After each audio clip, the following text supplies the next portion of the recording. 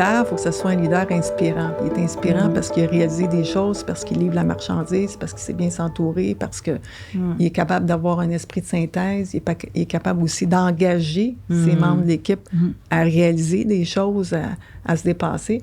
Bonjour et bienvenue à toutes et à tous à ce nouveau podcast organisé par l'Association des femmes en finance du Québec.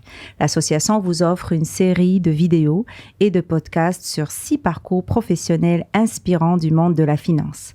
Chaque épisode abordera un sujet spécifique en lien avec votre étape de carrière, que ce soit les meilleures pratiques pour être une bonne gestionnaire, les clés pour devenir un bon leader ou encore comment faire pour atteindre la prochaine étape dans votre carrière.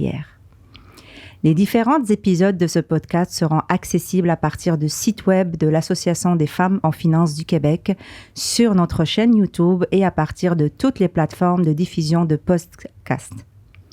Alors, je me présente, je m'appelle Ilham Missaoui, directrice modernisation des solutions de la distribution chez Desjardins, présidente de l'Association marketing du Québec, membre du conseil d'administration de l'Association des femmes en finance du Québec et membre du comité d'organisation du gala Les Talentueuses de l'association.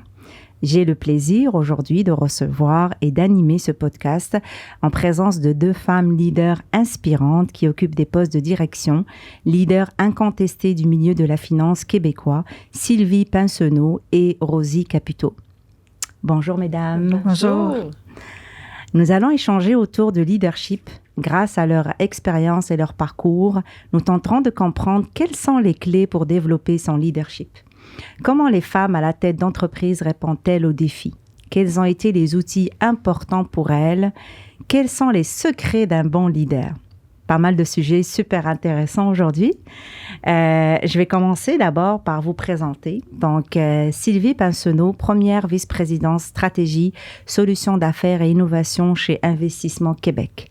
Sylvie a plus de 25 années d'expérience. Elle a occupé une multitude de postes chez Investissement Québec, dont vice-présidente au capital de risque, fonds d'investissement et mesures fiscales, vice-présidente initiative stratégique et conseil au comité de direction. Elle est maintenant première vice-présidente stratégie, solutions d'affaires et innovation et elle est également membre du comité de direction d'Investissement Québec.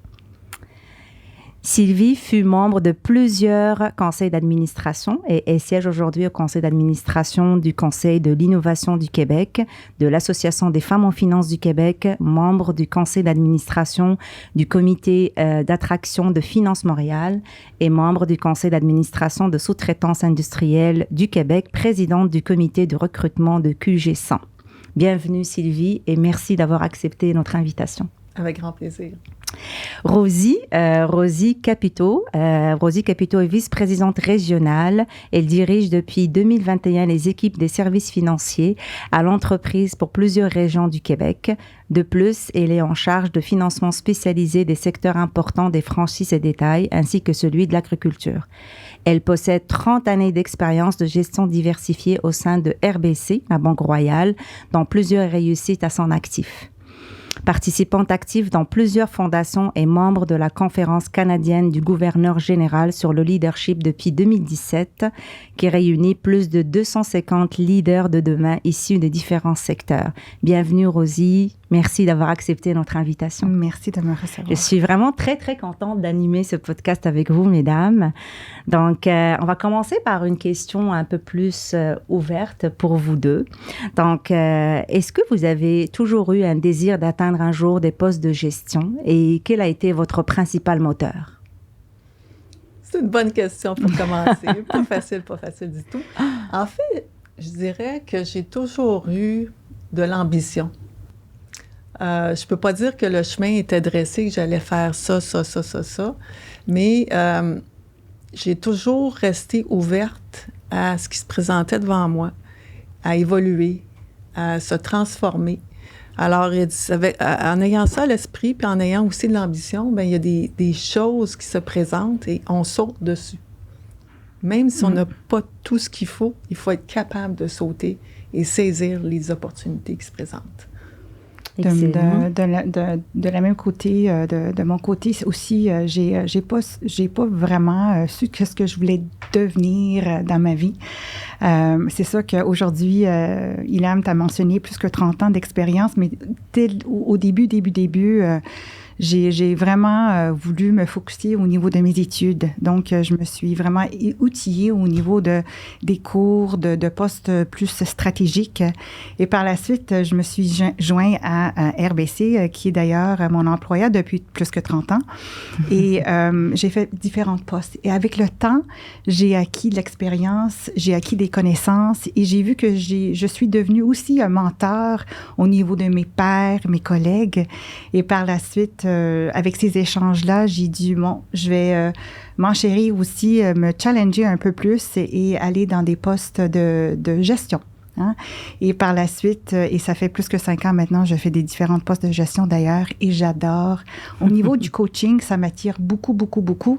Mais comme tu as dit, Sylvie, l'ambition de performer et de voir des autres aussi se développer et avoir du succès, c'est devenu pour moi quelque chose que j'ai beaucoup aimé et que je le suis encore aujourd'hui. Excellent. Est-ce que, Rosie, pour toi, le leadership, est-ce qu'il est inné ou est-ce que c'est quelque chose d'inné ou c'est quelque chose qu'on acquiert à travers l'expérience? Bonne question, Ilham. Merci. Je ne pense pas que c'est... leadership, c'est pas nécessairement inné. Ça vient vraiment de mon opinion à moi avec l'expérience. Et pour moi, le leadership se dégage avec les personnes d'où ils sont intéressés à nous écouter. Donc, on a des sujets ou un parcours ou une vie qui s'intéresse à une audience, soit une personne ou plusieurs personnes, un groupe de gens qui sont intéressés à nous écouter. D'ailleurs, ça s'inspire au niveau des autres, le leadership. Le leadership, c'est très, je devrais dire, ça touche l'émotion intellectuelle. Est-ce que ça fait du sens? Oui. C'est pas la gestion de dire quoi faire et comment faire, c'est plus des conseils, de motiver, d'encourager les autres pour l'inspirer à être et à se développer et être encore meilleur. Donc, c'est très différent, le leadership, au niveau de la gestion. Donc, c'est acquis avec le temps, je dirais. Excellent. Qu'est-ce que tu en penses, Sylvie? Ben, moi non plus, je pense pas qu'on est avec ça. Pas du tout, du tout. Je pense que ça se développe aussi avec le temps. Mais je voudrais faire aussi une distinction. On peut être leader à tous les niveaux. Mon adjointe, elle assume un leadership dans son travail. Elle le fait bien, elle est proactive, elle a de l'audace. Mes collègues du comité de direction, bien, c'est sûr que rendus au niveau où ils sont rendus, quand tu es membre du comité de direction, c'est un acquis que tu vas avoir des aptitudes, d'habilités de leadership. Mais mon point, c'est vraiment de dire, bien, on peut avoir du leadership dans tout ce qu'on fait. C'est pas une question de hiérarchie ou de niveau de poste. Puis, je pense qu'on peut développer son leadership avec la passion ou le désir de se dépasser, le désir d'en faire plus pour l'organisation, d'être au devant et de ne pas attendre. Quand on attend... Pour moi, c'est tellement pas moi attendre. Là. Je suis pas la fille qui est la plus patiente. Mais quand on est en attente, on fait pas grand-chose. Quand on est en mouvement, bien, au moins, on essaye de faire des choses. Peut-être que ce ne sera pas les meilleures choses, mais on a la capacité d'amener des choses plus loin. Puis c'est ça, pour moi aussi, une forme de leadership, c'est de ne pas être en mode attendre, mais plutôt d'être en mode proactivité. Excellent. Est-ce que je peux dire que pour toi, Sylvie, tu t'adaptes, ton leadership, tu l'adaptes aux situations et peut-être au projet ou au mandat? Absolument, aux absolument. équipes? Il faut savoir doser dans tout ça. Puis, il faut savoir aussi, je pense qu'un bon leader, il faut qu'il sache comment bien s'entourer. Tu peux pas être un bon leader tout seul. Hein, il y a toujours des équipes, il y a toujours des gens qui t'entourent, puis il y a toujours un objectif à atteindre. Alors, de bien s'entourer, pour moi, fait partie vraiment des ingrédients essentiels à être un bon leader. Puis aussi, d'être bien entouré, que ces gens-là n'ont pas peur de te challenger, de te dire... c'est pas tout à fait correct ce que tu dis. Moi, je le vois différemment, puis voici pourquoi. Puis j'admire beaucoup les gens qui ont ces convictions-là, qui ont leur courage de leurs convictions, puis sont capables de dire ce qu'ils pensent. Tout se dit, ça dépend comment on le dit. Et puis, donc, je m'entoure de gens pour réussir que je pense qu'ils vont compléter l'équipe, qui vont me compléter aussi, puis qui vont amener l'équipe encore plus loin. Puis si l'équipe va plus loin, bien, c'est l'organisation qui va plus loin. Puis en ayant plus loin, bien, dans notre cas, bien, on va encore plus aider nos entrepreneurs du Québec dans leur croissance. Alors, il faut y aller sous ta mission, ta vision de l'organisation, puis après, bien t'entourer pour réussir. Excellent. Mais la vision et la mission doivent être claires. Oui. Et puis adapter son leadership en fonction de tes objectifs. Il y a ça, il faut être très flexible, mais là, je parlais de s'entourer de gens qui sont forts, mais aussi s'entourer de gens qui adhèrent aux valeurs de l'organisation. Ouais. On est chanceux chez Investissement Québec, on a 3 valeurs que moi, je trouve que ça me représente bien aussi, là. Les valeurs de l'audace. Donc, quand je disais, il faut être proactif, il faut foncer. Les valeurs de collaboration, hein, on fait plus rien seul, tout est fait en équipe. Alors, il faut savoir collaborer. Puis les valeurs d'engagement. Engagement envers le client, bien sûr, mais aussi envers soi-même pour être engagé à se développer, à ne pas faire du statu quo, à vraiment continuer à se développer pour, encore une fois, atteindre nos objectifs. Excellent. Et Rosie, pour toi, c'est un leadership plus de coaching, beaucoup plus centré sur l'humain. Sylvie aussi, l'humain, il est au centre de tout. Puis c'est ça, la bienveillance aussi. C'est ce que j'entends dans ce que tu dis. Oui, c'est ça. Pour moi, c'est d'être très proche au niveau des gens que je fais partie pour s'assurer que je les connais très, très, très bien, mais pas très, très, très bien, mais au moins le plus que je puisse les connaître pour les aider, les conseiller et le coaching que je peux inspirer au niveau de la croissance. Mais ça, c'est moi. Mais en même temps, au niveau du leadership, je suis une personne qui est très à l'écoute. Donc, pour moi, d'écouter des gens, de m'inspirer, j'apprends à chaque fois que j'écoute. Et je suis une type de personne aussi, et j'encourage aussi au niveau du leadership, de jamais assumer, parce que le leadership, il vient avec l'expérience, soit au niveau des études, au niveau de la famille, au niveau des amis, notre entourage, et aussi au niveau du travail, le milieu de travail, puis tous les postes qu'on s'occupe et tout ce qu'on apprend. Donc, notre vie fait en sorte que, quand on parle avec des gens, des fois, on assume avec l'expérience et nos connaissances. Mais d'écouter activement, de juste se mettre dans la position de la personne et l'écouter et les conseiller ou même poser des questions pour arriver à enrichir ou à renforcer la discussion pour les encourager pour leur prochaine étape, pour leur prochain projet ou l'avenir ou le parcours à venir. C'est vraiment ça qu'il faut aussi s'inspirer. Donc, d'être humble, d'être à l'écoute et de s'assurer qu'on n'assume pas pour vraiment encourager qu'est-ce que la personne recherche, pour les renforcer, pour personnaliser leur parcours, parce qu'on est tout différent. Ça fait pour moi une richesse que j'ai vue que c'est valorisant pour moi. C'est valorisant aussi pour les autres au niveau de mon expérience. Oui. Excellent. Parfois, il y a des profils introvertis, puis il y a des profils extravertis. Parfois, il y a certaines personnes qui n'arrivent pas à extérioriser puis à exprimer. Alors, même si on les écoute, on n'arrive pas à comprendre parce qu'ils ne communiquent pas, en fait, parce qu'on ne peut pas être dans leur tête. Donc, vu qu'ils ne le communiquent pas, on a de la difficulté un peu. C'est un défi de bien comprendre et bien interagir avec les personnes. Qu'est-ce que vous en pensez? Est-ce que vous le vivez aussi dans votre... C'est drôle parce que il y avait une fille, elle est encore là dans mon équipe, une fille qui a progressé dans l'organisation, mais elle était très timide. Et elle était très confortable dans son travail, quelqu'un qui ne communiquait pas beaucoup. Mais je savais qu'elle avait un grand talent, puis qu'elle avait du leadership, mais qu'elle ne l'exprimait pas. Et puis, à un moment donné, je lui ai proposé un poste où elle a dû assumer qu'elle allait présenter des choses, qu'elle allait être visible dans le marché, qu'elle allait rencontrer des collègues, des entreprises. Et puis, elle l'a fait de façon spectaculaire. Alors, je pense que... puis maintenant, elle a été promue directrice et puis je suis très fière d'elle, très, très fière d'elle.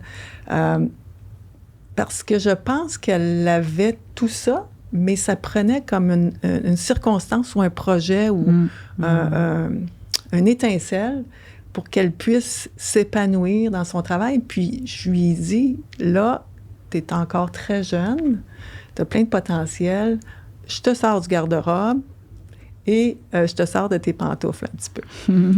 Parce qu'il y a trop de beaux talents, tu as trop de beaux talents, tu as trop de potentiel, il faut que tu fasses d'autres choses. Donc, on l'a gardé dans l'équipe, mais on l'a juste mis dans des situations où elle a encore plus performé. Elle performait déjà de façon très, très bien, excellente même. Mais là, c'est un autre rôle. Puis aujourd'hui, bien, promotion plus tard. Et puis, je suis tellement fière de la voir quand on fait une présentation. Là, je me dis, oh my God, on est parti de loin. Mais elle est excellente. Sylvie, c'est intéressant désolée, Ilham, mais c'est intéressant ce que tu dis parce qu'on voit des fois comme personne le potentiel dans les gens et on les conseille de sortir de leur zone de confort parce qu'on voit le potentiel dans ces gens-là. Et tu avais mentionné aussi de s'entourer par des bonnes personnes, des personnes qui nous encouragent, des personnes qui nous inspirent au niveau de notre confiance. Je me souviens, parce que là, l'histoire que tu viens de partager, c'est arrivé aussi au niveau de mon expérience il y a des années, d'où quand j'ai commencé au niveau de RBC, j'ai fait différents rôles en succursale. Et par la suite, et quelques années plus tard, ils ont vu en moi ce que j'ai pas nécessairement vu en moi. Oui, j'étais confortable au niveau des rôles que j'étais. J'allais bien, je performais bien. J'étais pas prête à faire d'autres choses, honnêtement. J'étais heureuse.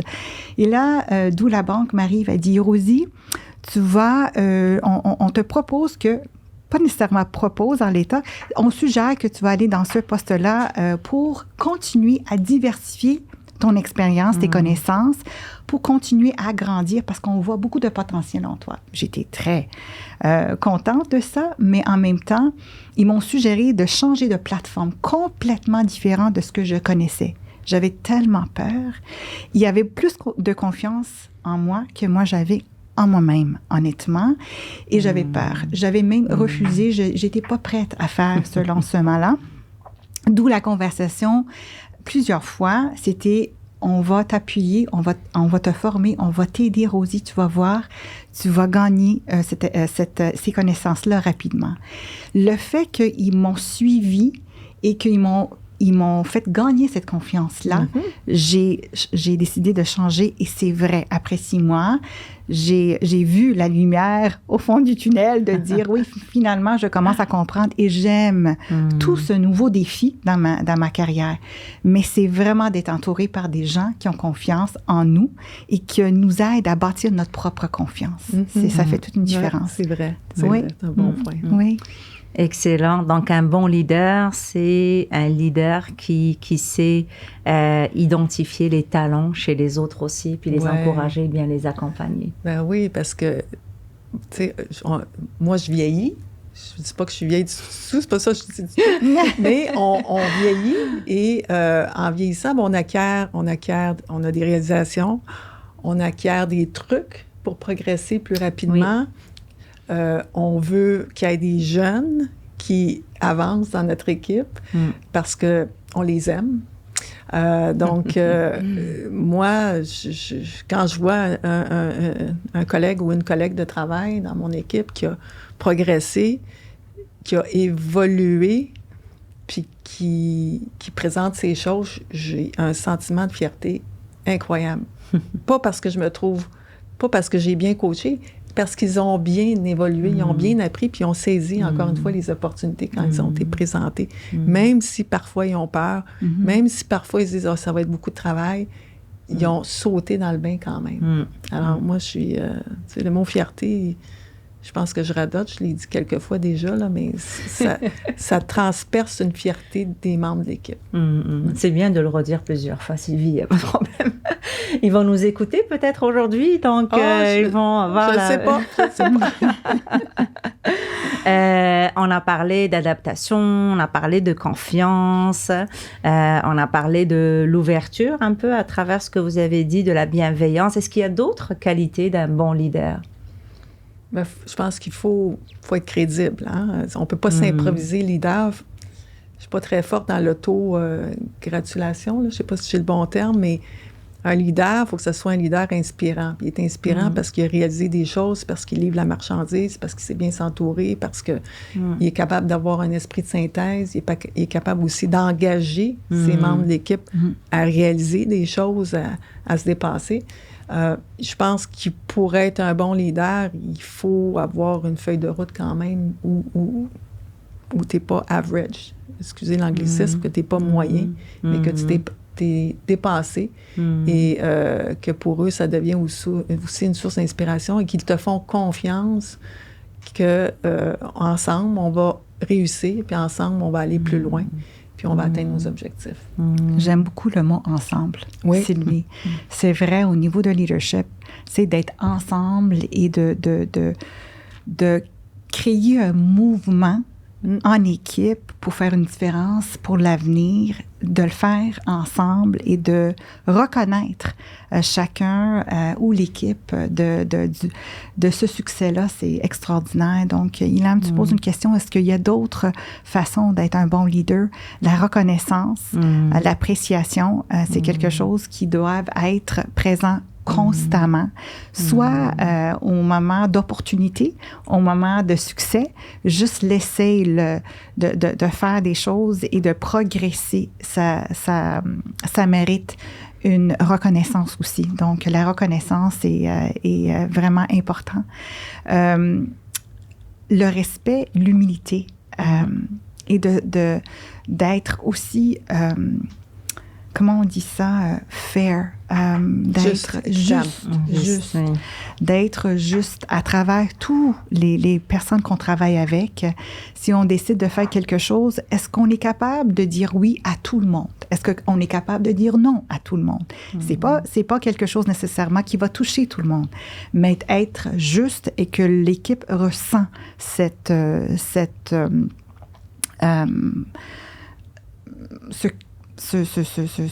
décisions ou cette sensibilité de nous-mêmes, ça fait en sorte aussi que ça ressort au niveau du leadership qui fait encore de renforcer l'équipe, de travailler ensemble et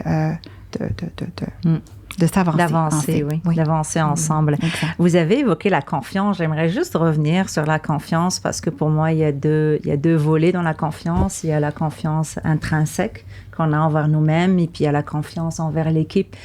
Et puis pour inspirer les autres, il faut avoir quand même confiance en soi, hein, j'imagine, avant de faire confiance aux autres. Est-ce que vous faites comment vous travaillez cette confiance-là en vous? Moi, je me trouve chanceuse parce que j'ai toujours eu confiance en mes capacités. Je dis ça, mais d'un autre côté, quand j'ai un genre de... ça s'est pas passé comme je voulais, bien là, je me remets en question, mais ça dure à peu près 48 heures. Je me remets en question en disant, bien là j'ai pas été bonne, j'ai pas été ci, j'ai pas été ça. Mais je retombe toujours sur mes pattes, puis je suis toujours prête à aller en avant. Puis les échecs ou semi-échecs, bien pour moi, c'est de l'apprentissage. Puis je me dis, bien la prochaine fois, il faut que je pense à ça. J'ai pas bien fait mon travail de préparation dans telle circonstance, puis c'est pour ça que ça s'est pas finalisé comme je voulais. Mais je me considère chanceuse. J'ai confiance en moi. Au niveau du travail. Est-ce que tu l'as travaillé, cette confiance-là, ou tu l'as vraiment... Ça se travaille, dans le fond, ça se travaille avec la préparation, je dirais. Puis il ne faut pas se préparer à outrance. Là, on en a parlé tantôt. On disait, est-ce qu'on va vraiment se préparer beaucoup? Puis j'ai dit non, on ne se préparera pas trop parce qu'il faut être dans l'authenticité, etc. Mais il faut quand même... Tu as des meetings clés dans ta journée que tu dois préparer stratégiquement. Qu'est-ce que tu vas atteindre? Comment tu vas t'y prendre et tout ça. Et avec ton bagage de réalisation, ben, tu te dis, ben, tu es capable d'anticiper des choses, puis tu es capable de dire, bon, ben, si ça arrive, comment, ça va être quoi mes mes positions de repli, beaucoup de négociations, beaucoup d'influence, puis beaucoup de capacité de synthèse qu'il faut mettre en application. Mais je dirais que je pense que l'idée, c'est de foncer malgré tout. Puis, il y en a qui disent « fake it till you believe it ». À défaut, ceux qui n'ont pas la confiance, « fake it till you believe it ». Puis, avec les réalisations, tu vas avoir de plus en plus de réalisations, puis là, tu vas devoir admettre que ta confiance est là parce que tu l'as bâti, tu as réalisé des choses, etc. Mais moi, comme je dis, je me considère chanceuse. J'ai confiance en moi. J'ai confiance que je suis capable d'atteindre mes objectifs. Des fois, je ne sais pas trop comment, mais je vais les atteindre. Mais on a le droit, et puis ça arrive, hein, Sylvie, qu'on a comme des downs, là, de confiance après un échec, par exemple, mais il faut rebondir. Il faut rebondir. En fait. C'est pour ça, moi, je me dis tout le temps, je le sais, tu es déstabilisé. Je sais qu'en dans 48 heures, je retombe sur mes pattes. C'est peut-être pas super solide, les papates, là, mais ils sont debout, puis ils sont prêts à avancer. Et apprendre de ses échecs. Apprendre, bien oui, parce que sinon, tu vas répéter l'erreur. Puis c'est là que le cercle de la confiance qui s'atténue va embarquer. Tu ne veux pas embarquer dans un cercle comme ça. Tu veux toujours garder confiance en toi. Puis c'est de la préparation, c'est de l'apprentissage, c'est le fameux cercle. Bon, ben qu'est-ce que j'ai appris, que je mets en application, puis je recommence. C'est toujours c'est un cercle, hein? Oui. Chaque jour, on apprend des choses, puis à chaque jour, je me dis... dans le concept d'amélioration continue, je me dis souvent, ben qu'est-ce que j'ai fait aujourd'hui que demain, je peux faire mieux? Oui. Et toi, la confiance?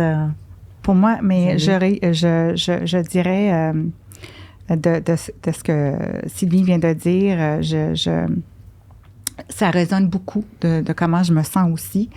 La confiance, c'est pas nécessairement pareil que d'avoir l'expérience, savoir, connaître quoi faire. Des fois, on peut se trouver que on est dans une situation qu'on ne sait pas quoi faire. On n'a pas l'expérience. On n'a pas la réponse. On est pris. Mais ça ne va pas dire qu'on n'a pas la confiance d'apprendre, la confiance de mieux connaître, puis la confiance de faire et se lancer dans le défi. Alors, la confiance, pour moi, ça se travaille continuellement.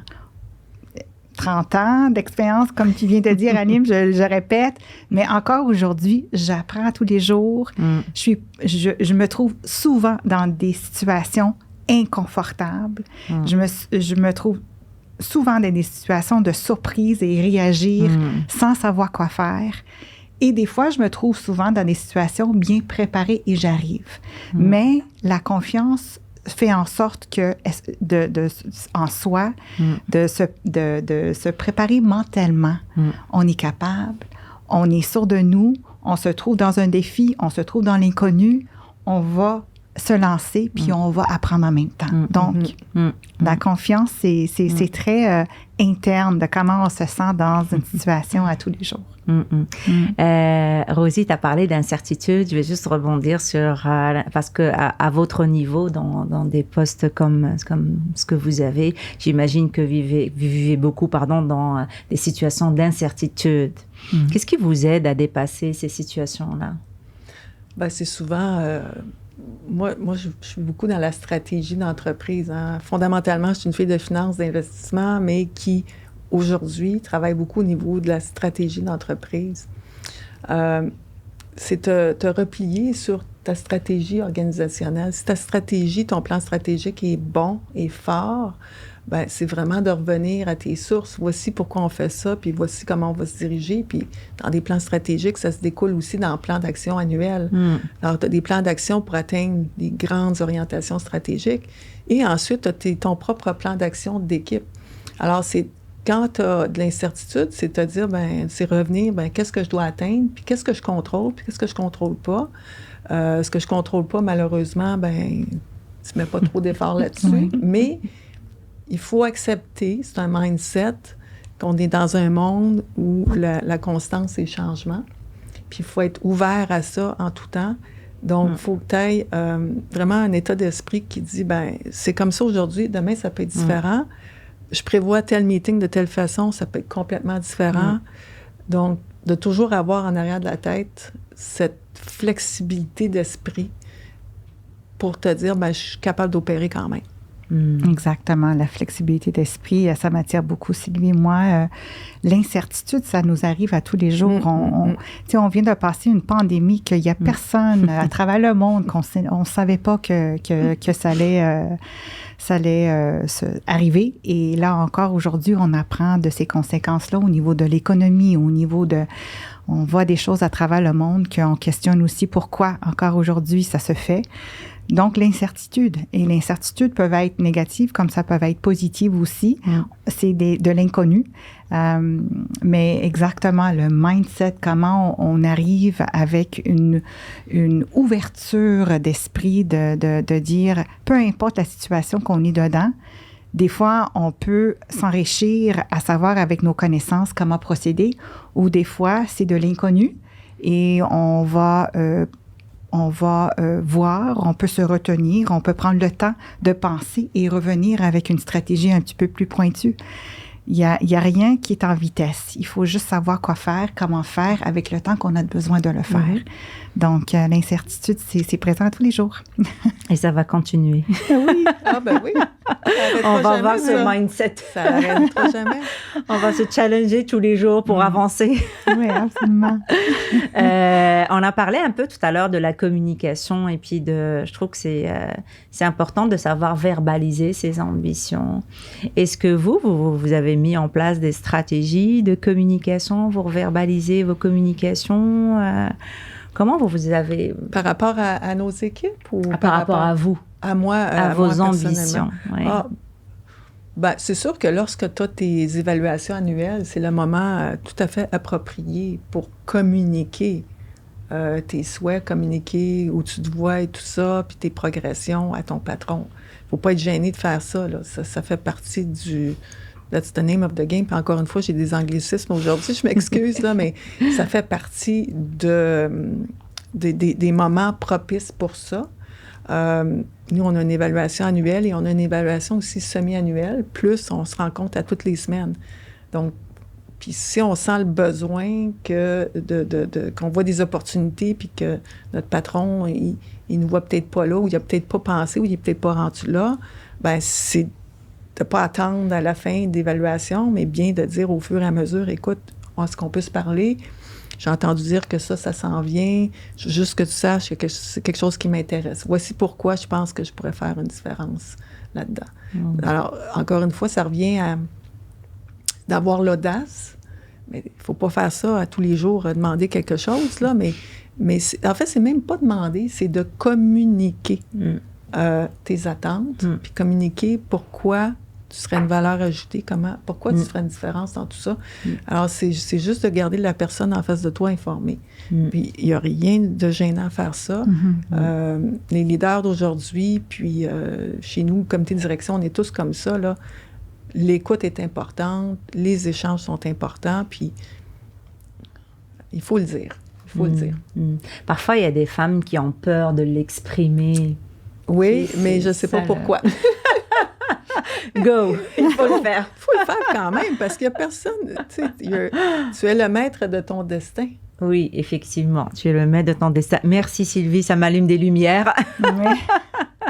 C'est pour vrai toi, que, Rosie, oui, Ilham, c'est vrai que des fois, comme tu viens de dire, des femmes, peut-être plus particulièrement des femmes, ils n'ont pas nécessairement le confort de s'exprimer, d'être verbal. Nous, on encourage au niveau de RBC, on encourage beaucoup, puis on parle un petit peu de l'anglicisme, le speak-up.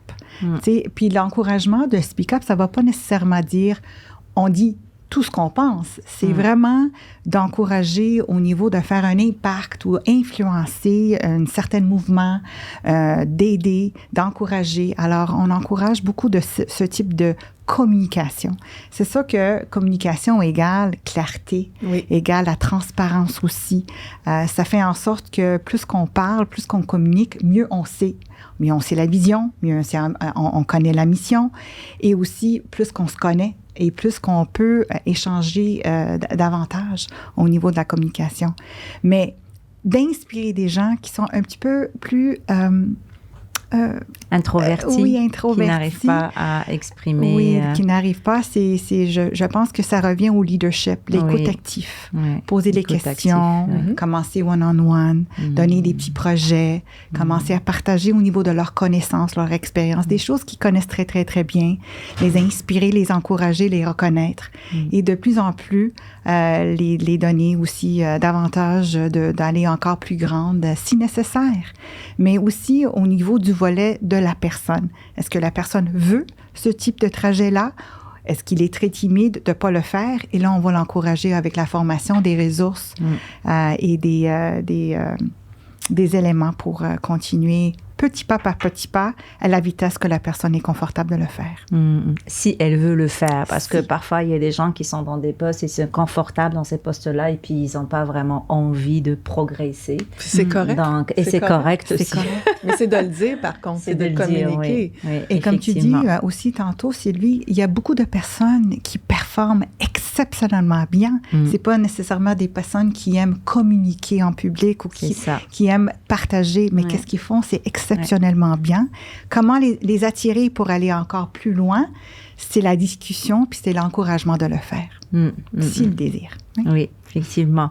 Les femmes ont tendance à être perfectionnistes. Est-ce que c'est toujours le cas d'abord? Est-ce qu'on a tendance par rapport aux hommes? Parce que j'imagine que ça a évolué depuis. On dit toujours que les femmes sont perfectionnistes. Bon, j'ai vu des hommes perfectionnistes au même titre que j'ai vu des femmes perfectionnistes. Je pense que l'idée, plus tu montes, moins tu peux tout faire toi-même. Alors, on revient au concept d'équipe, au concept de collaboration et de travailler sur les bonnes choses.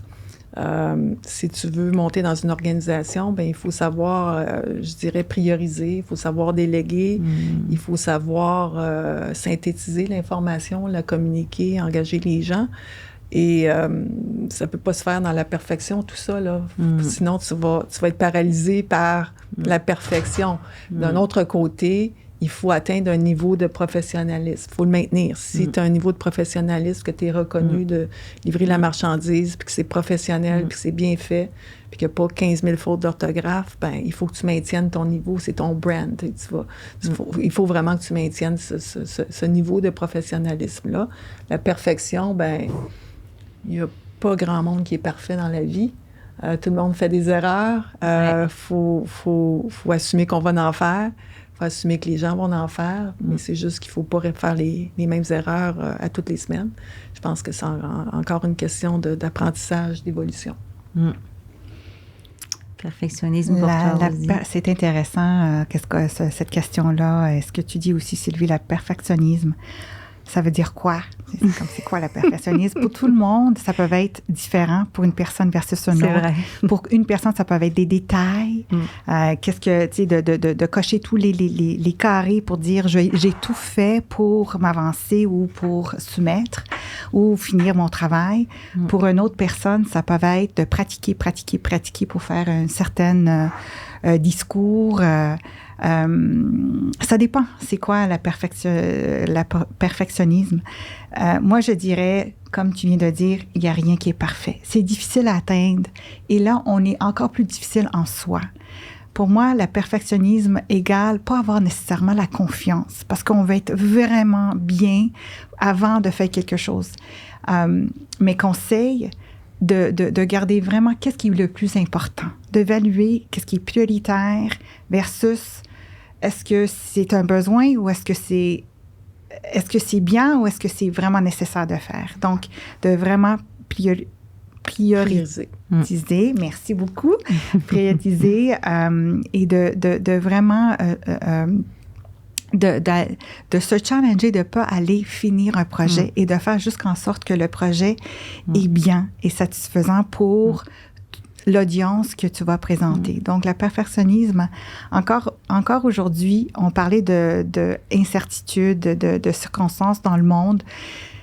qui nous présente à tous les jours. Mais ça, on peut jamais être perfectionniste dans mon idée, parce qu'il y a toujours des nouvelles choses qui arrivent, des nouveaux mouvements, des nouvelles stratégies.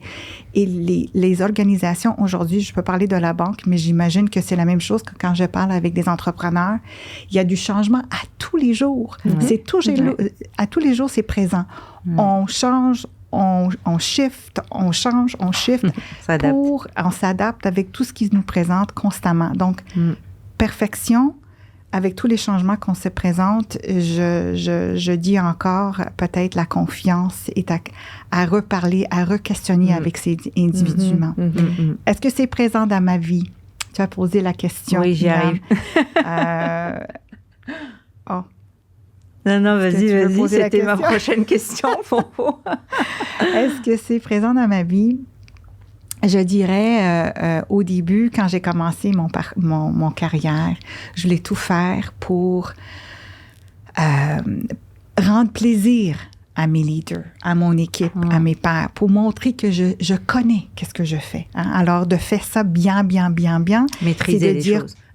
Voilà comment je sais comment faire des choses, maîtriser des choses, exactement. Aujourd'hui, c'est très différent avec l'expérience qu'on a gagnée, avec les responsables qu'on a aujourd'hui, c'est très différent. C'est très différent. Alors, au début, oui, j'ai été ciblée à être perfectionniste. Aujourd'hui, c'est complètement différent. C'est plus les priorités qui font une différence et de moduler et intervaller, est-ce qu'on peut dire ce mot-là, dans les circonstances continuelles pour dire je puisse enrichir le monde alentour de moi. Enrichir le monde qui est autour de toi, oui, effectivement. Merci. C'est très pertinent. Et peut-être que, je viens de le dire, pertinent, et peut-être qu'au lieu d'être parfaite, peut-être être pertinente et focuser sur l'essentiel. Ben, moi, les deux mots que j'utilise beaucoup, c'est impact et pertinence. Alors, excellent. Si tu as de l'impact, c'est parce que tu es pertinent. Si tu es pertinent, tu vas avoir de l'impact. Si tes actions ou tes réalisations, ben, c'est pas nécessairement avec, mettons, le plan stratégique de ton organisation, ça va être du nice to have. Donc, faut choisir sur quoi on va mettre l'effort. La gestion des priorités, on en a parlé, c'est essentiel. Les capacités de synthèse sont essentielles. Ceci étant dit, il faut quand même, là, exemple, là, on a un conseil d'administration, nous, mercredi, on a travaillé sur des documents. Bien, les documents, mon équipe, ils savent, est-ce qu'on est rendu à la version 22 000 ou 23 000? Alors, parce que, pas que ça doit être parfait, mais si on met un chiffre en quelque part, puis on repart du même chiffre, du même concept dans l'autre section, puis on modifie un chiffre d'un côté, bien, il faut être capable de modifier l'autre côté. Alors, il y a quand même une rigueur dans les analyses, une rigueur dans la fluidité, comment présenter les informations, et il faut que ça soit d'un haut niveau du conseil d'administration. Maintenant, si tu fais juste un échange avec ton collègue, ça va être un petit bout de papier avec 3-4 boulettes dessus, puis ça va être bien parfait. Mais il faut que tu t'adaptes selon la situation, mais en tout temps, il faut que ça soit professionnel. Puis je suis d'accord avec toi. D'être une perfectionniste, ça ne va pas dire, puis on ne conseille pas nécessairement d'être perfecte, de faire un bon travail et d'exécuter un bon travail et d'accomplir des résultats qu'on cible à avoir et même aller au-delà des résultats ou la performance qu'on cible d'avoir ou qui est demandée de nous. Fait que la perfection, ça ne va pas nécessairement dire que c'est égal à faire un bon travail. Un bon travail peut on peut réussir très, très, très bien de faire un bon travail. Et parfois aussi, je crois que clarifier les attentes aussi envers les autres, ça peut les aider aussi à il faut. Tu peux demander une question à quelqu'un, il va t'arriver avec 40 pages de statistiques, comme quelqu'un d'autre va arriver avec un sommaire exécutif avec 10 boulettes. Entre les deux, lequel aimerais-tu mieux recevoir si tu es un leader? Question, moi. Moi, j'aimerais bien le sommaire exécutif. Moi, je dirais que ça revient aussi à la communication, d'être clair, d'être transparent, de donner vraiment une bonne guide de qu'est-ce qu'on s'entend. Encore là, les résultats sont de bien communiquer qu'est-ce qu'on s'entend, pas nécessairement d'être parfait sur qu'est-ce qu'on s'entend. Donc, très important, le leader doit dire, moi, je m'attends à telle chose à l'intérieur de tel temps, puis on va s'asseoir ensemble, puis on va échanger là-dessus, puis voici, dans tel jour, il faut avoir soumis ça, puis il faut les guider, il faut guider les gens, parce que sinon, ce qui va arriver, c'est exactement ce que je viens de dire. Tu vas recevoir 40 pages, puis tu vas dire, oups, c'est pas ça que je voulais.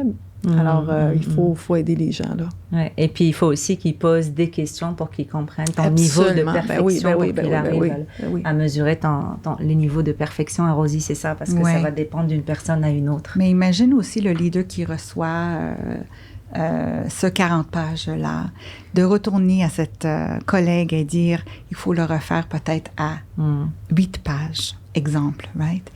Fait que ça peut être démotivant au niveau de la personne qui a fait tout ce travail-là pour que la personne pensait que ça allait être un travail ou un projet exceptionnel. Donc, la communication, d'être clair dès le début, ça encourage tout le monde aussi.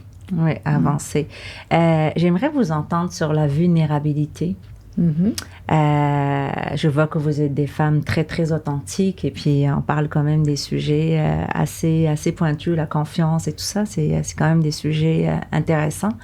La vulnérabilité, est-ce que... Je vois que la vulnérabilité, c'est encore tabou actuellement, alors que en tant que leader, je crois, et j'aimerais ça vous entendre, on a le droit d'être vulnérable, on est vulnérable, on est des femmes, c'est pas parce qu'on est des femmes qu'on doit pas être vulnérable ou des leaders qu'on doit pas être vulnérable. Je sais pas ce que vous en pensez. On est vulnérable, c'est certain, parce qu'on n'est pas parfait.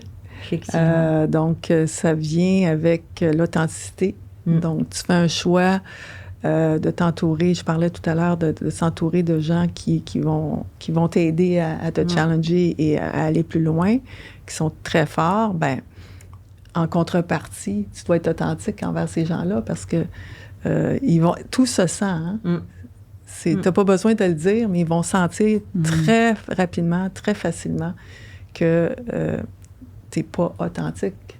C'est pas toi. Fait que, étant toi, c'est correct d'un jour de dire, écoutez, là, puis je le dis souvent, là, j'ai le cerveau dans le jello. Là, c'est pas ma meilleure journée. Là, je suis plus capable de réfléchir correctement. C'est correct. C'est correct. Ça démontre juste que tu as besoin d'une équipe. Tu as besoin d'eux. Alors, je pense que ça fait partie des leaders d'aujourd'hui de montrer de l'authenticité, puis aussi le moins possible de hiérarchie, parce que les gens, de plus en plus, sont allergiques à ça. Puis comme je le disais, moi, j'avais jusqu'à tout récemment un technicien qui se rapportait à moi, qui m'a suivi du capital de risque à stratégie, puis qu'on travaille tellement bien ensemble. Et je voulais l'avoir dans mon équipe tout le temps, même si c'est un niveau technicien. Pour moi, il est tout aussi important que quelqu'un qui va être directeur ou mon collègue de vice-président. Excellent. Et puis, la vulnérabilité, j'imagine, Rosie, que tu adhères aussi. Tout à l'heure, tu as parlé de l'émotion intellectuelle. Oui. Je trouve ça intéressant. La vulnérabilité. Désolée, parce que j'ai pas la même langue. C'est pas facile pour moi de dire tous les mots que tu dis. La vulnérabilité. Merci beaucoup. Ça va chanter dans ma bouche bientôt. Oui, j'allais dire aussi, c'est un aspect au niveau de leadership, d'être l'humilité aussi. Oui, ça égale pour moi l'humilité. C'est de tout savoir et de dire ou prétendre qu'on sait tout. Pour moi, c'est pas du tout dans mes qualités. Pour moi, je m'inspire au niveau de mon équipe, je m'inspire au niveau de l'organisation et je m'inspire au niveau des gens qui m'entourent, soit des mentors qui m'entourent aussi. Je suis toujours à la recherche d'informations, je suis toujours à la recherche des connaissances. Donc, moi, je suis très vulnérable. Je suis très vulnérable Et je suis dans une position que quand je connais quelque chose, que je puisse les aider, je le partage ouvertement et avec grand plaisir. Et j'attends de la même façon de recevoir. Donc, et d'admettre que c'est quelque chose que je n'ai pas nécessairement la réponse, l'information. Je lance ça à l'équipe. Qu'est-ce qu'on pense? On crée ensemble, on développe ensemble, on lance ensemble. Et pour nous, c'est une reconnaissance d'équipe extraordinaire. Imagine quand on fait quelque chose, puis on le fait ensemble, on lance les idées, on est créatifs ensemble. Et ça fait en sorte que j'avais pas la réponse. Et on l'a développé ensemble. Des fois, sans moi, et c'est plutôt l'équipe qui le présente et je trouve ça merveilleux. Donc, d'être vulnérable, c'est définitivement une qualité de leadership. Être soi-même. Ouais. Et j'ai une question qui me vient à l'esprit, et puis il n'y a pas de préparation là, donc comme on l'a dit. C'est quoi votre why? Est-ce que vous avez déjà travaillé sur votre why? Mon pourquoi je suis là, le why? Est-ce que j'ai une mission personnelle? J'ai pas de... Moi, je veux répondre. J'ai pas de mission personnelle. Le why, c'est parce que je sens que je peux encore faire la différence. Dans l'économie du Québec. Tant que je vais sentir que je suis capable d'avoir de l'impact, d'avoir de la pertinence dans ce que je fais, tant que je vais sentir que mes équipes peuvent grandir, que je contribue, je trouve que c'est ça qui fait que je suis encore là, que je suis là, que je suis encore là, puis je vais être encore là demain matin, c'est certain. Quel beau, wow! Si c'est possible, tu sais, on ne connaît pas l'avenir, on l'a dit, là, mais mes intentions, c'est... Moi, je reçois beaucoup, beaucoup d'énergie des équipes, mais aussi beaucoup, beaucoup d'énergie des clients, des entreprises, des entrepreneurs. Ça me nourrit. J'adore ce mot-là, nourrir. Je dirais presque la même chose que toi aussi, Sylvie. Le why, pour moi, c'est que tant et si longtemps que je peux inspirer, motiver le monde, encourager, conseiller, les faire grandir, de prendre une partie d'une évolution avec une personne ou une équipe, pour moi, c'est encourageant, puis je m'inspire et c'est mon why. Vraiment, de faire une différence et de continuer à faire une différence. Faire une différence, l'impact, j'ai entendu beaucoup l'impact, c'est excellent, c'est très pertinent, mesdames. Donc, tu as parlé, Rosie, de formation, de continuer à grandir. Qu'est-ce que tu mets en place actuellement pour continuer ton épanouissement, continuer à progresser, à grandir? J'ai étudié depuis longtemps. J'ai étudié après l'université. J'ai continué à étudier dans différentes cours que ça m'inspire. D'ailleurs, soit au niveau de la gestion, soit au niveau de la communication, soit au niveau d'être une meilleure personne en soi. J'ai même sorti de mes zones de confort. J'ai dit, tiens, je vais prendre un petit cours de comment coudre. Juste pour sortir de ma mentalité, de diversifier un petit peu mes connaissances et de mettre un petit peu d'énergie différente parce que c'est important au niveau de équilibrer travail, famille et la vie. Donc, je dirais au niveau de qu'est-ce que je fais, au niveau d'apprendre, c'est de diversifier les connaissances, de lire. Je lis des livres et des fois, je sors de ce que je connais ou qu'est-ce que je devrais lire ou connaître dans un sujet complètement différent pour changer mon mindset un petit peu, de me donner un petit peu de la physique mentale. Et aussi, la formation, pour moi, c'est aussi important au niveau de la physique corporelle, je devrais dire actif, merci, activité. Donc, le sport est important.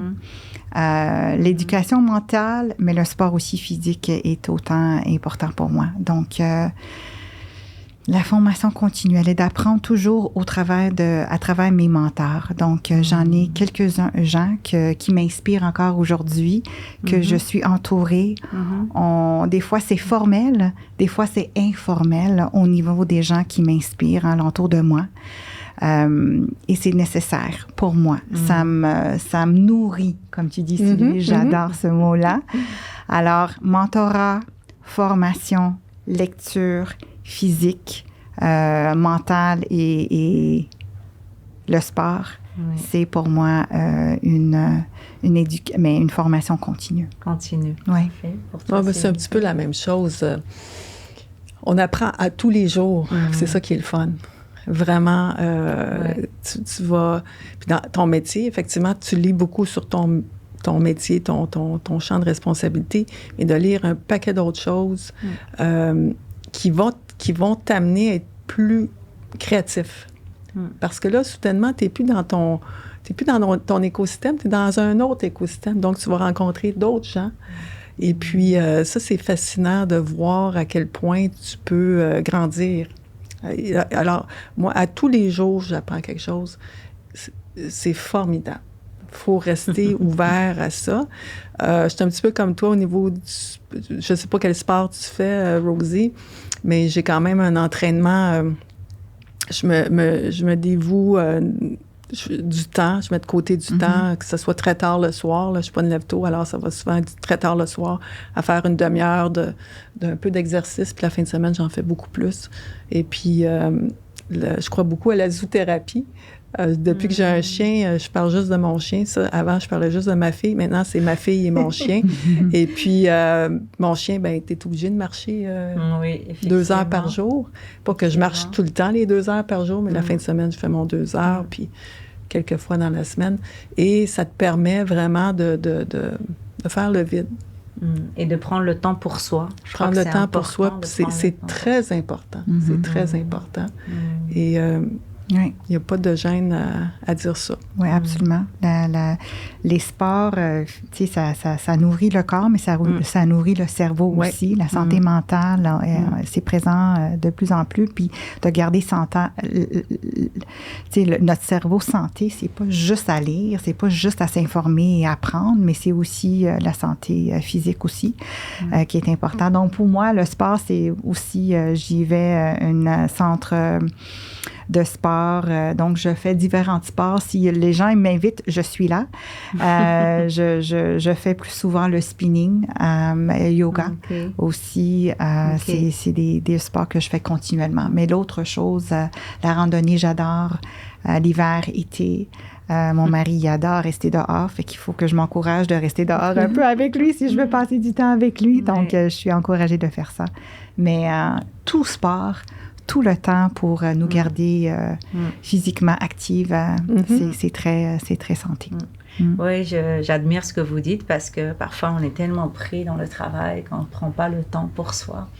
Et je crois que c'est important de prendre le temps pour soi pour trouver cet équilibre-là. Je crois que c'est essentiel de ce que j'entends. Alors, on finit pas de grandir. Hein. Je viens de vous entendre parler de votre progression en continu. C'est quoi le next step pour vous? Comment vous voyez le futur et votre futur? Moi, j'en ai parlé un petit peu là, quand tu as posé la question sur le why. Moi, je veux poursuivre dans mon cheminement, si on veut, chez Investissement Québec. J'aime beaucoup Investissement Québec. J'aime beaucoup sa mission. Je suis fière des gens. Je suis fière de ce que les entrepreneurs font. Ils ont un goût du risque peu ont, puis ils ont une capacité d'adaptation exceptionnelle et ils ont des projets exceptionnels. Alors, moi, c'est Investissement Québec.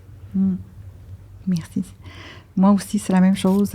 Ça fait plus que 30 ans que je suis avec RBC. C'est une organisation depuis le début qu'il m'encourage, il m'écoute, il m'inspire, il me développe, il me forme. Je suis toujours... j'apprends à tous les jours, comme toi, Sylvie, au niveau de ce que je fais à tous les jours. Mais je fais partie d'une famille.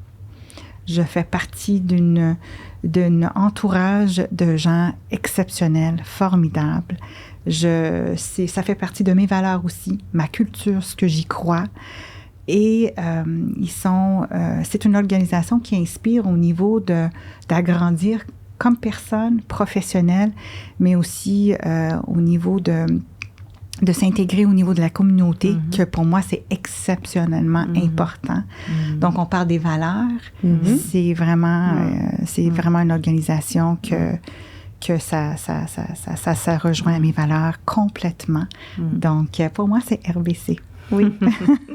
On n'a pas parlé de vos implications, mais vous êtes vraiment, en plus de votre travail et du sport et toutes les activités que vous faites, vous êtes impliqué dans plusieurs associations, dans plusieurs comités. Et puis, je trouve vraiment ça aussi inspirant. J'imagine que quand vous allez dans des conseils d'administration ou des comités de grands organismes, ça vous inspire aussi, ça vous aide à trouver cet équilibre-là, ou qu'est-ce que vous cherchez vraiment quand vous... Je pense que ça fait partie, puis ça, on n'a pas parlé beaucoup, là, le networking, le réseautage, essentiel. Essentiel. Et c'est là que les femmes doivent s'améliorer. Beaucoup de travail a été fait de ce côté-là, mais il faut qu'elles en fassent davantage. Je rencontre tellement, même encore aujourd'hui, des femmes qui sont hyper compétentes, mais c'est connu que par 3-4 personnes dans le bureau, parce qu'elles assument que ça va être connu, je ne sais pas comment, là, mais ça va se connaître, ça va se savoir. Le réseautage interne puis le réseautage externe, primordial. Alors, c'est primordial de faire un bon travail, mais c'est primordial de développer son réseau, de l'entretenir. Et souvent, par exemple, l'Association des femmes en finance du Québec, je suis sur le conseil, c'était pour le réseau, mais c'était aussi pour avoir un impact. Alors, ce qu'on fait aujourd'hui, on va aider les jeunes femmes à se développer peut-être plus rapidement en partageant, en toute humilité, ce qu'on a vécu. Alors, de redonner et en même temps, ça t'aide dans ton développement de réseau. Puis, ça t'aide dans ton travail, ça t'aide de toutes sortes de façons. Tu rencontres des gens inspirants. Alors, il faut prendre le temps de faire ça. Une carrière, ça se bâtit, oui, par un très bon, très beau travail, mais ça risque d'être très long si c'est pas visible. Il faut investir en soi. Et tu as parlé de branding tout à l'heure. Tu disais qu'il faut travailler son branding. Donc, ça fait partie du branding, tu disais. Oui, si tu es seul à connaître que tu es super bon, je pense que tu maximises pas ton potentiel. Alors, il faut être capable de dire quelle opportunité je peux saisir dans l'organisation, soit un projet spécial, un projet transversal où je vais me faire connaître. Ensuite, dans quel réseau je peux aller externe je m'en allais dire Investissement Québec, externe à mon travail, dans quel réseau je peux aller où ça va m'aider à avancer encore plus. Ça va m'aider au niveau du travail, mais ça va m'aider aussi à avancer encore plus. Alors, il faut stratégiquement y penser. Il ne faut pas faire ça comme, là, je fais ça parce qu'on me demande ça. Non. Qu'est-ce que ça va amener de plus à l'organisation et à toi dans ton cheminement professionnel? Excellent. Et, je peux que rajouter, parce que c'est vrai, le branding, le networking, le réseautage est très important. Sortir hors de qu'est-ce qu'on fait très, très bien. Je dirais l'impact influence, ça devient, quand on parle d'impact influence, c'est pas juste à l'intérieur de l'organisation, puis qu'est-ce qu'on sait, puis qu'est-ce qu'on sait bien. C'est vraiment de sortir, partager nos connaissances, puis avoir de l'impact d'influence, de faire une différence.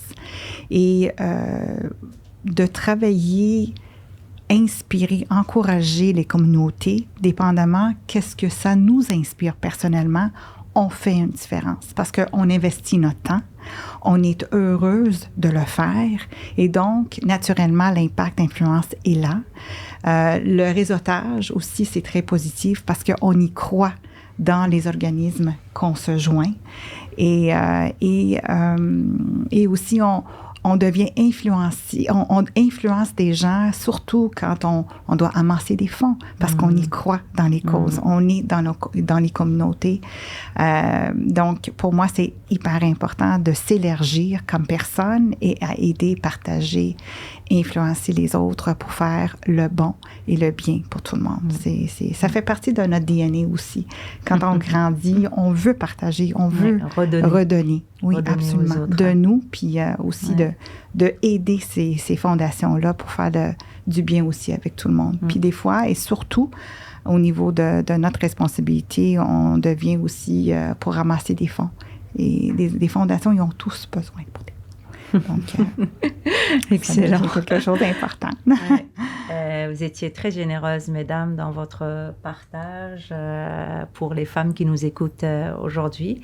Est-ce que vous avez d'autres conseils à partager aux femmes qui vont nous écouter?